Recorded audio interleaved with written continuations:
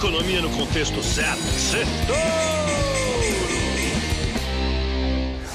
Boa noite, ouvintes da Jovem Pan. Bem-vindos a mais um Sextouro, o resumo da semana econômica no contexto certo. E essa semana foi a semana do ASDS, antes da Super Quarta, depois da Super Quarta. Bom, no começo, tudo morno essa semana, tudo em compasso de espera. Você vê no gráfico, a bolsa não oscilava muito. Aliás, se você estiver ouvindo no rádio, quando você chegar em casa, acesse o YouTube, o site, você pode ver o canal da Jovem Pan, porque a Jovem Pan é a rádio que virou TV. No começo da semana, você vê na segunda, na terça e na quarta-feira, estava tudo em compasso de espera para o grande dia, o momento em que o Banco Central americano e o brasileiro iam divulgar suas decisões de juros. Os comunicados também saíram na quarta-feira. Bom, nos Estados Unidos, o Banco Central, que se chama Federal Reserve, também divulgou um relatório, né, que sai a cada 4 meses, né, que é o gráfico de pontos. Lá se chama dot plots, né, e deu o que falar. Quem também falou bastante foi o Jerome Powell, presidente do Banco Central americano, que trabalhou até como um bombeiro uma hora para acalmar o fogo dos mercados. O destaque, bom, então aqui na segunda estava calmo, na terça calmo, na quarta até que aconteceu, na hora que saíram, né, os gráficos lá do dot plots, né, o gráfico de pontos com a previsão da inflação dos dirigentes do Banco Central, estressou tudo. E daí para frente, quinta-feira estressou mais, e sexta-feira hoje até está subindo um pouquinho a bolsa, mas a bolsa terminou com 0,8% de queda, está terminando o dia aqui levemente acima dos 128 mil pontos. O outro destaque, bota o dólar aqui, Cabral, vamos ver o dólar. Bom, o dólar também, ó, segunda, terça e quarta, estava tranquilo até sair a decisão do Banco Central quando estressou tudo, tá? Hoje o dólar também está subindo um pouquinho, está terminando, bom, na semana está terminando com 1% de queda e está terminando na casa dos R$ 5,06. Vamos ver aqui o destaque da semana foi o real, Cabral, bota o gráfico verde e vermelho aqui, esse mesmo, repare, o real é a melhor moeda de novo, tá? Teve o melhor desempenho do planeta Terra. Hoje, para você ter uma ideia, tocou R$ 4,98 na melhor cotação de 12 meses, de um ano para trás. Hoje, sexta-feira, foi o melhor dia do dólar, sendo que, né, nas últimas 12 semanas, o dólar caiu 9 semanas aqui no Brasil. Vai, Torinho! Ai, Torinho! Já o Ibovespa tem a segunda semana de queda, tá? Depois de 3 semanas seguidas de alta. Essa semana a gente teve uma curiosidade na Bolsa, gente. A Bovespa, na quarta-feira, né, da Super Quarta, que também foi dia de vencimento de opções, né, sobre o Ibovespa, teve um volume de 91 bilhões de reais. O terceiro maior volume da Bolsa da história, tá? Entre as razões são os estrangeiros. Os investidores estrangeiros estão acelerando as compras aqui no Brasil depois de que o maior e melhor investidor de todos os tempos, o senhor Warren Buffett, apostou suas fichas com força no Brasil semana passada. Lá fora, a gente teve um monte de touro de ouro nos Estados Unidos e na Europa. Bom, vamos para os principais pontos que eu separei para o nosso Sextouro de hoje. E o principal, o primeiro de todos, é a Super Quarta, tá? Bom, o resumo da ópera da Super Quarta é que os bancos centrais surpreenderam e vieram, apontaram as flechas para cima e avisaram que os juros vão subir mais do que a gente achava. O Banco Central americano, o Federal Reserve, né, como esperado, manteve a sua taxa básica de juros lá quase a zero, tá? Lá é uma banda entre 0 e 0,25. E também manteve o programa de compra de títulos do mercado, né? Eles compram 120 bilhões de dólares do mercado por mês e assim injetam dinheiro na economia americana. Até aí tudo certo, até aí tudo como esperado dentro do programado. A surpresa foi o tal do dot plots. Bota aqui o gráfico dos pontos aqui, Cabral, esse aí, né? Os membros do Fed, eles esperam agora 2 altas de juros em 2023, tá? Em 2023, você vê aqui, ó, esse aqui é o ano de 2023.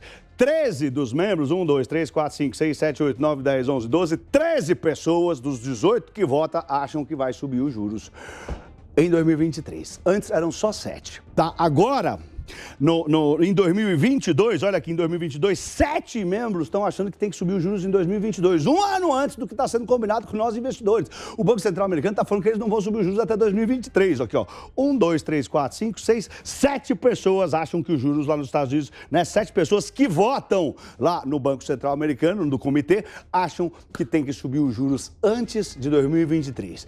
E isso foi o que estressou os mercados, né? Juros mais altos tendem a tirar a atratividade das ações. Os investidores preferem alocar seus recursos, seus investimentos na renda fixa, que passa a pagar mais. Você está pagando mais, você deixa o dinheiro lá. Já que rende alto, você deixa lá. Você não precisa botar na bolsa e se arriscar, tá bom? Bom, também o senhor Jerome Powell, como eu falei, correu para apagar o incêndio no mercado, né? Esse aqui é a foto da imagem do presidente do Banco Central dos Estados Unidos, né? E ele saiu correndo e disse que esse gráfico que eu mostrei para vocês agora, dos pontos, que é o dot plot, que é a opinião do que cada membro do comitê acha dos juros, né? Que ele teria que ser analisado com cautela e que ele não era bom para prever os próximos passos do Banco Central americano, do Federal Reserve.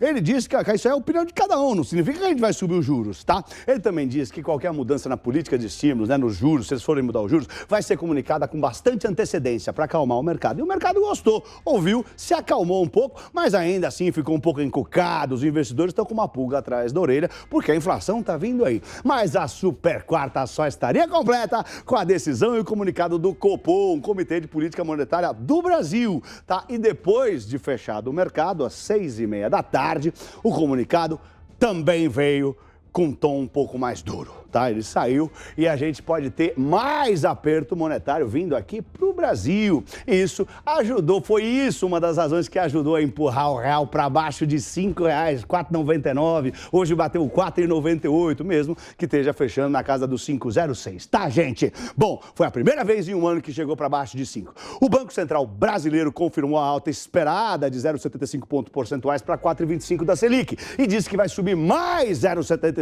na reunião que vem, na próxima reunião, dia 4 de agosto, o dia do aniversário da minha mãe, viu? Mas eles alertaram, o Banco Central alertou que uma alta maior pode vir, pode subir 1%, caso a inflação saia do controle um pouco mais, até lá, até o dia 4 de agosto. Então pode ser que no dia 4 de agosto o nosso juros vá de 4,25 para 5,25. Depois disso, o mercado mudou as estimativas da Selic para 7% no fim desse ano. Então tem muita gente achando que os juros podem chegar até 7% em 2021. Só que isso tende a atrair mais capital estrangeiro para o país, já que os Estados Unidos estão pagando perto de zero, por exemplo. Você vai deixar lá aplicado o juro a 0 ou aqui a 7, né? Só se você aplicar no renda fixa 10 anos lá nos Estados Unidos, você vai receber 1,40 por ano. Aqui não, aqui você vai receber 7, mesmo aplicando a 1 ano. Bom, assim, os estrangeiros, eles têm mais ímpeto para investir aqui no renda fixa em reais no nosso Brasilzão. E para fazer isso, vocês têm que vender dólar e o dólar cai. Bom, os papéis, né, as ações de bancos e seguradoras, obviamente, tiveram uma reação positiva, né, com essa expectativa de um juros maior, porque se aumenta os juros, aumenta o spread desse pessoal aí, essas empresas lucram mais.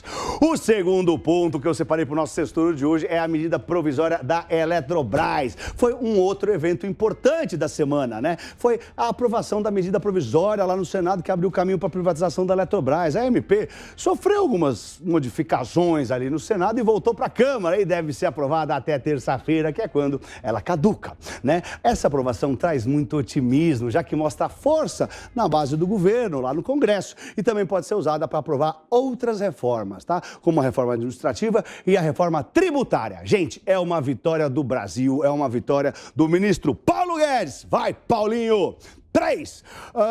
A China está pressionando as commodities de novo. É o terceiro ponto importante aqui do Sextouro, né? A China quer manipular o preço, tá? Além do Federal Reserve, a pressão da China sobre os preços da commodity ampliou o mal-estar global. Numa tentativa de manipular os preços para baixo, porque eles querem pagar mais barato, a China divulgou que estava liberando os estoques de matérias-primas lá para tentar controlar o preço da commodity e evitar que repassar esses preços para o consumidor chinês e assim a inflação comer solta por lá. A inflação está se espalhando na China, gente. Tá aí com isso, o preço da soja despencou quase 9% ontem, devolveu todo o ganho de 2021. A prata caiu, o cobre, que é o barômetro da economia mundial, também teve queda de 7% na Bolsa de Londres ontem, na quinta-feira. O minério de ferro teve dias bem negativos, mas conseguiu se recuperar um pouquinho no fim da semana. O quarto ponto importante foi o presidente Joe Biden no velho continente. Todo mundo olhou para isso, tá? Essa semana foi marcada pela viagem do presidente americano Joe Biden à Europa.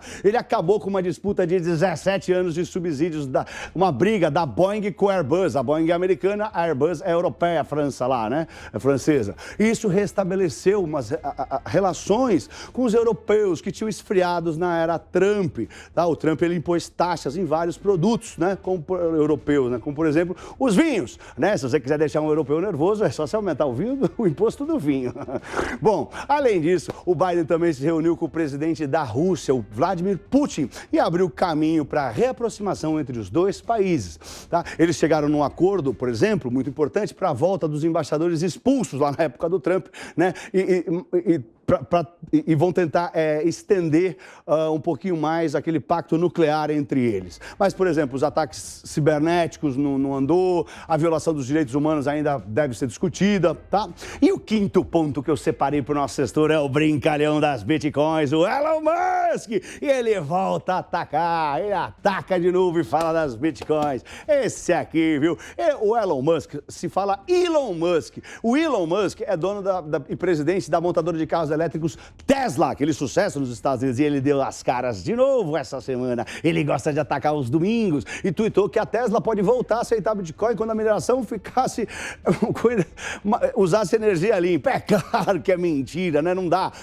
Como é que você vai minerar no planeta Terra inteiro, lá na China, que os caras mineram carvão, ou vai minerar com energia limpa? Eu sei que tem gente que minera com energia limpa, mas não dá para ser todo mundo. Então ele falou isso para fazer as Bitcoins subirem. E elas subiram. Ele também avisou que ele só vendeu 10% das Bitcoins dele, tá? Bom, o sexto ponto que eu separei aqui são os indicadores. Os indicadores também saíram mundo afora. Bom, saíram vários importantes. Na segunda-feira, por exemplo, saiu o IBCBR aqui no Brasil, que é uma prévia do PIB, e ele não decepcionou, mas também, ele decepcionou, mas não a ponto de mudar as estimativas do PIB para o Brasil. O mercado ainda vê o Brasil crescendo, né?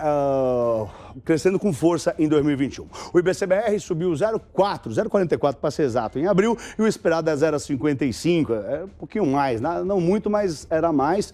Mas o mercado viu, tá tudo tranquilo, tá tudo bem. Também saíram os pedidos de seguro-desemprego, lá nos Estados Unidos, que saem toda quinta-feira, tá, gente? E também frustraram, né? Mas como saíram no dia seguinte da super quarta, e estava todo mundo nervoso com a inflação, aí o desemprego lá, o pedido de seguro-desemprego veio maior do que o esperado, tem mais gente desempregada nos Estados Unidos, isso acabou por amortecer o receio da inflação. Se as pessoas estão desempregadas, não vão gastar, não vai ter inflação, né? Essa é a cabeça, o racional, né? Então, isso amorteceu as preocupações da inflação da super quarta no dia anterior, né? E a alta de juros que tinha estressado os juros americanos, o T10 tinha aberto. E isso acabou diminuindo um pouco as taxas de juros do renda fixa americano, o que é positivo para as bolsas, tá? E ajudou o Nasdaq, que é, por exemplo, tem um monte de empresas de capital intensivo, as empresas de tecnologia, e aí essas ações acabaram subindo. Lembre-se, juros mais baixos ajudam as empresas de capital intensivo, né, que são as empresas de tecnologia, que toda hora precisam pegar dinheiro emprestado de alguma maneira, e aí fica mais barato e é bom para elas,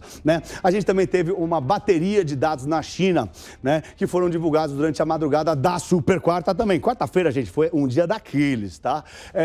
E também vieram abaixo do esperado os dados econômicos lá na China, né? Por exemplo, varejo veio ruim, indústria veio ruim, né? E esses dados revelam que a China pode estar desacelerando, estava muito forte aí depois do coronavírus, com injeção de dinheiro pesado por lá também. Aliás, se você quiser entender como os indicadores econômicos, os indicadores financeiros movimentam a bolsa, o dólar e as taxas de juros, acesse o site newcursos.com.br, NIU cursos.com.br, tudo junto. Use o voucher Sextouro e você vai ter um desconto especial e vai conseguir dividir em 12 vezes de menos de R$ 75. O curso é muito bom, vale a pena. Curso Touro de Ouro na newcursos.com.br. E para a semana que vem vão sair dados importantes de inflação no Brasil e nos Estados Unidos. Na sexta-feira sai o IPCA 15 aqui, a prévia da inflação oficial, e lá nos Estados Unidos vai sair o PCE, né? O índice de preços de referência, que é usado como referência pelo Banco Central americano para decidir sobre a taxa de juros lá. Bom, também vai sair a esperada ata do Copom, vários dirigentes do Fed falam também, vão sair PMIs, vão sair várias coisas semana que vem, é importante. Gente, é isso aí, eu espero que vocês tenham tido uma linda semana e eu desejo para vocês um maravilhoso fim de semana em família. Boa noite, eu sou o Pablo, vai Torinho, vai Torinho!